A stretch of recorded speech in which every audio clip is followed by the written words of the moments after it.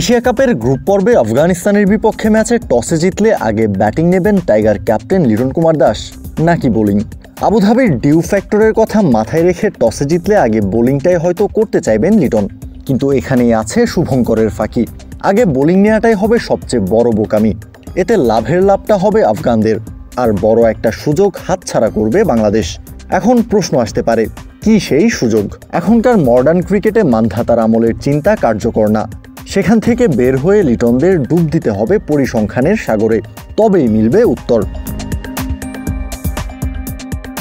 টি-20 ক্রিকেটে শক্তিশালী আফগানদের সবচেয়ে বড় দুর্বলতা, বেশিরভাগ ম্যাচেই একই প্যাটার্নের ক্রিকেট খেলে জয় পায় দলটা। টি-20তে আফগানদের সবচেয়ে বড় অর্জন গেল বছর ওয়েস্ট ইন্ডিজ বিশ্বকাপের সেমিফাইনাল খেলা, যেখানে 8 ম্যাচের 5টাতেই জয়ের দেখা পেয়েছিল তারা।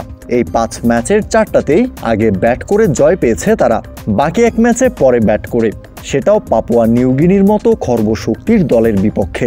ওয়েস্ট ইন্ডিজ এবং ভারতের বিপক্ষে রান তাড়া করতে গিয়ে নাকানি চুবানি খেতেও দেখা গেছিল তাদের। তাই তো আগে ব্যাটিং করতে পছন্দ করে দলটা, আর রান তাড়া করতে খুব একটা স্বাচ্ছন্দ্য বোধ করে না। এখন যে কোনো ব্র্যান্ডের পুরাতন এসি বদলে নতুন ওয়ালটন এসিতে উপভোগ করুন 25% ছাড়। এই একই প্যাটার্ন দেখা গেছে সম্প্রতি শেষ হওয়া ট্রাই নেশন সিরিজেও। পাকিস্তানের বিপক্ষে 3টা ম্যাচ খেলেছে আফগানিস্তান, যেখানে 2 ম্যাচে রান তাড়া করতে হয়েছে তাদেরকে এবং 2টা ম্যাচেই পরাজয় বরণ করতে হয়েছে, অথচ আরামসে জয়ের দেখা পেয়েছে আগে ব্যাট করা ম্যাচটাই।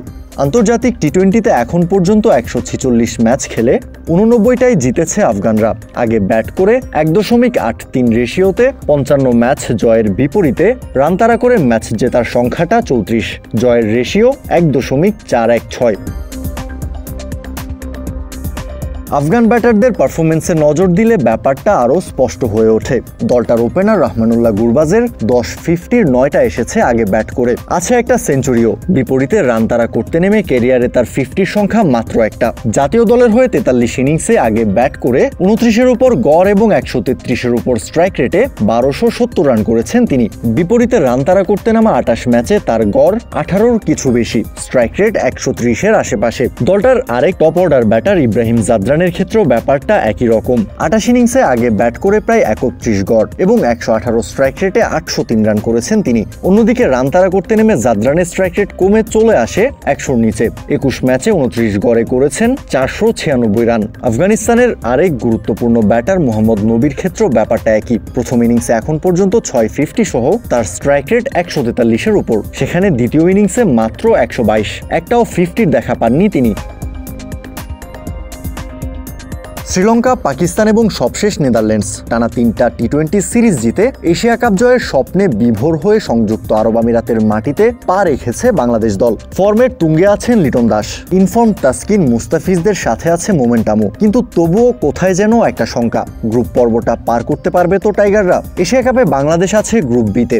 একই গ্রুপে বাংলাদেশের প্রতিপক্ষ আফগানিস্তান, শ্রীলঙ্কা এবং হংকং। হংকংয়ের বিপক্ষে ম্যাচে হেসে খেলেই জেতার কথা বাংলাদেশের, তবে শ্রীলঙ্কার বিপক্ষে কঠিন পরীক্ষায় পড়তে হতে পারে টাইগারদের, কিন্তু এখানটায় সাহস যোগাবে লঙ্কার মাটিতে সাম্প্রতিক সিরিজ জয়। তবে নির্দ্বিধায় বলা যায় গ্রুপ স্টেজে বাংলাদেশকে সবচেয়ে কঠিন পরীক্ষায় ফেলবে আফগানিস্তান। তর্ক সাপেক্ষে টি-20 ফরম্যাটে ভারতের পরপরই আফগানদের ধরা হয় এশিয়ার সেকেন্ড বেস্ট টিম হিসেবে। তারকা ঠাসাই দলটার বিপক্ষে তাই চুলছেরা বিশ্লেষণ করে হওয়া উচিত বাংলাদেশের গেম প্ল্যান, এবং মাঠে এক্সিকিউশনটাও হওয়া চাই সেভাবেই।